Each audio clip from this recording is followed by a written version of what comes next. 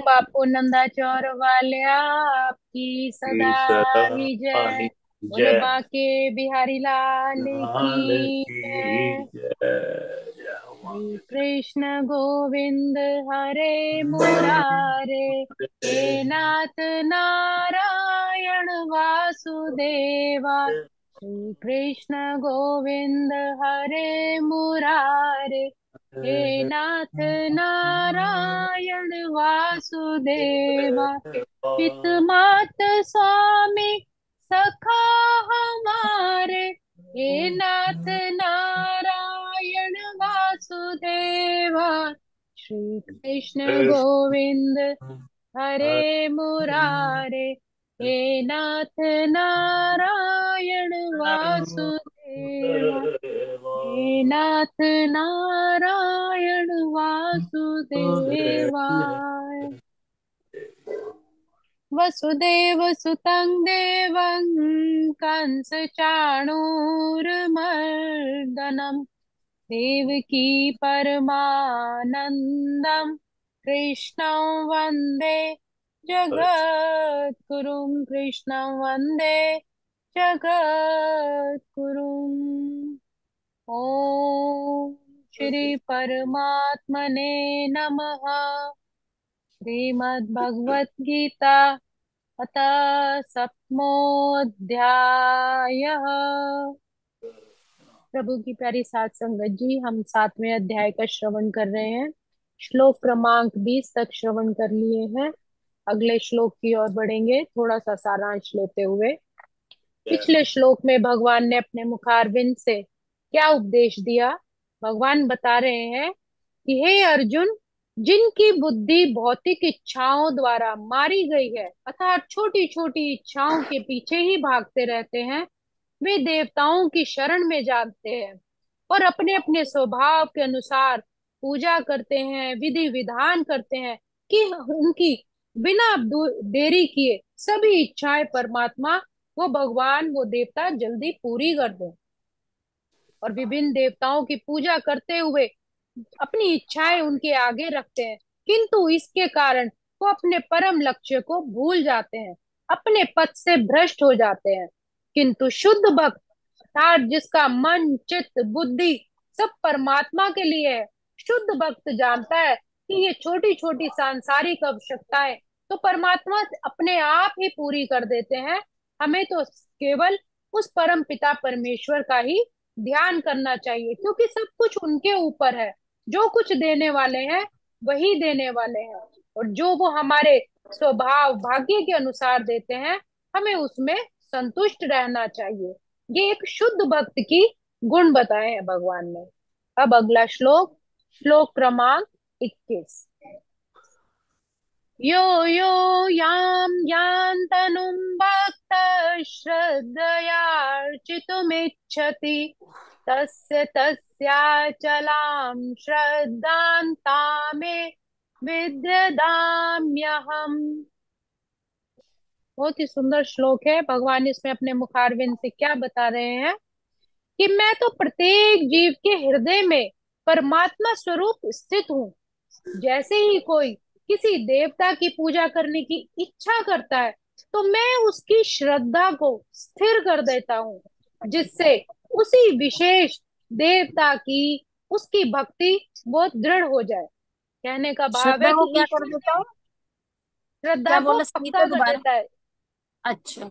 कि मैं उसकी श्रद्धा को स्थिर कर देता हूँ। स्थिर कर।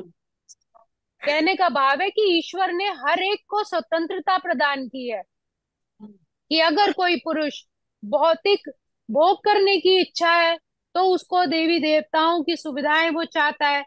प्रत्येक हृदय में तो परमात्मा का ही वास है। भगवान उसके मनोभाव को जानकर वैसी ही सुविधाएं उनको प्रदान करता है। समस्त जीवों का परम पिता तो परमात्मा स्वयं ही है, और इसीलिए वो उनकी सब भौतिक इच्छाएं भी पूरी करते हैं। कुछ लोग यह प्रश्न कर सकते हैं कि सर्वशक्तिमान ईश्वर जीवों को ऐसी सुविधाएं प्रदान करके उन्हें माया के पाश में फिर क्यों गिरा देते हैं। इसका उत्तर यह है कि यदि परमेश्वर उन्हें सुविधाएं प्रदान न करे, तो फिर स्वतंत्रता का अर्थ नहीं रहता। अर्थात अपने कर्मों के अनुसार उन्हें वो फल तो प्राप्त होना ही है। अतः वे सभी को पूर्ण स्वतंत्रता देते हैं, चाहे वो कुछ भक्ति के मार्ग पर जाना चाहे या अपने हाँ। जीवन को पतन की ओर ले जाना चाहे। जीवात्मा और देवता दोनों ही उस परमात्मा के अधीन है।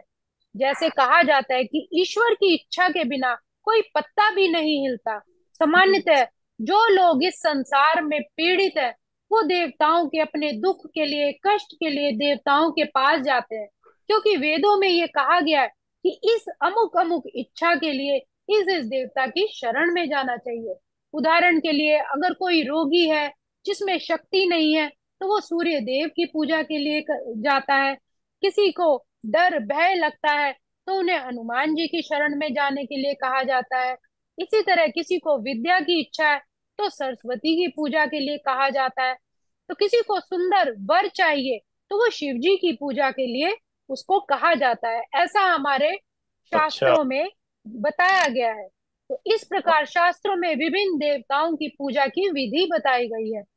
क्योंकि प्रत्येक जीव सुविधा चाहता है कि बिना उसको परिश्रम करे ही भगवान उसकी सब इच्छाएं पूर्ण कर दे। इसीलिए उनसे वो विशेष देवता के रूप में भी कि ये मुझे मन वांछित फल मिल जाए, ऐसी इच्छा करता है। किंतु वे भूल जाते हैं कि भगवान स्वयं परमात्मा है। वो सबके हृदय में है।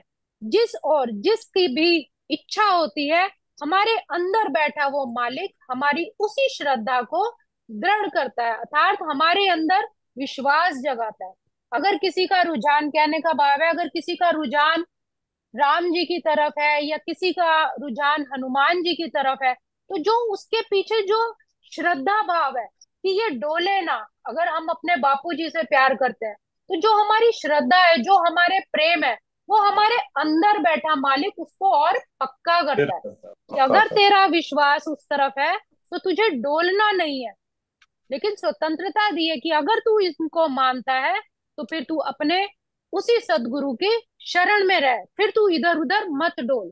तो भगवान जिसके मन में जो श्रद्धा है, उसके विश्वास को जगाते हैं, उसको पक्का करते हैं। सारे देवता परमेश्वर के विराट शरीर के विभिन्न अंग स्वरूप हैं, और जितने भी देवी देवता है वो भगवान के ही अवयव है। जो लोग ये मानते हैं कि ये देवता ही भगवान है, या हम जिस भी भगवान का देखते हैं, अगर हम शिव जी महाराज को भी देखते हैं तो वो भी नाम सिमरन करते हैं। हनुमान जी का देखते हैं तो वो भी नाम सिमरन करते हैं। जिसको भी देखते हैं वो नाम सिमरन ही करता है। नाम के अर्थात नाम जैसे। एक अलौकिक शक्ति जो इस पूरे संसार को, इस सृष्टि को चला रही है, वो हर जगह विद्यमान है और उससे स्वतंत्र, उससे अलग कुछ भी नहीं है। अतः वे देवता के माध्यम से जीव की इच्छा को पूरी करने की व्यवस्था करते हैं। जो हमारे अंदर मालिक बैठा है, वही हमारी श्रद्धा को इतना पक्का कर देता है कि हमारी इच्छाएं फिर वो पूर्ण करने की व्यवस्था भी करते हैं। किंतु जीव तथा परमात्मा, ये जीव तथा देवता, ये दोनों ही उस परम पिता की इच्छा पर आश्रित है। वो स्वतंत्र नहीं है।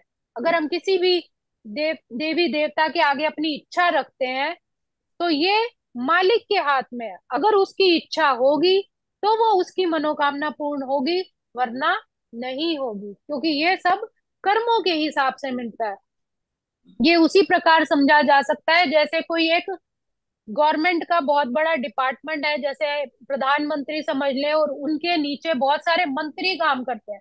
किसी को कुछ चाहिए, किसी को कुछ चाहिए, तो वो अलग अलग मंत्रियों के पास अपने काम के लिए जा सकता है। लेकिन जब उस प्रधान की जो हेड है, जब तक उसकी आज्ञा नहीं होगी, तब तक वो काम उसका पूरा नहीं होगा। उसी तरह जितने भी देवी देवता हैं, पूजा विधि विधान बताई गई है, ये उस परम पिता परमेश्वर की, मालिक की मर्जी के बिना नहीं होता। ये उनका हुक्म होगा, मालिक का ऊपर से आदेश होगा, तो अमुक देवी देवता भी फिर उसकी इच्छा को पूरी करते हैं। लेकिन मालिक कहते हैं कि जो यहाँ पर परमेश्वर कहते हैं कि जो बिना किसी स्वार्थ के निष्काम भाव से मेरी पूजा करता है, मुझे निरंतर बचता है, तो मैं बिन मांगे ही उसकी फिर सब इच्छाएं, सब उसकी मनोकामनाएं फिर वैसे ही पूर्ण हो जाती हैं। अर्थात जिसकी एप्लीकेशन सीधा ही उस मालिक के आगे चली गई, तो फिर उसको कुछ और मांगने की, कुछ और मनोकामना रखने की फिर जरूरत ही नहीं, मालिक सब जानता है, फिर उसकी अपने आप ही इच्छाएं सब पूर्ण हो जाती हैं। तो आज के श्लोक को हम यही विराम देंगे। ओम श्री कृष्णार्पणमस्तु। हरे नमः। हरे नमः। हरे नमः। भजमन नारायण नारायण नारायण, श्रीमन नारायण नारायण नारायण नारायण नारायण, भव से तारायण तारायण तारायण, श्रीमन नारायण नारायण नारायण, श्रीमन नारायण नारायण नारायण। बाके बिहारी लाल लाल की जय। की पूरे जय। सतगुरु महाराज की जय। सब संतन की जय। अभी का अपना बहुत कीमती समय देने के लिए बहुत बहुत धन्यवाद। धन्यवाद। बहुत सुंदर। बहुत सुंदर।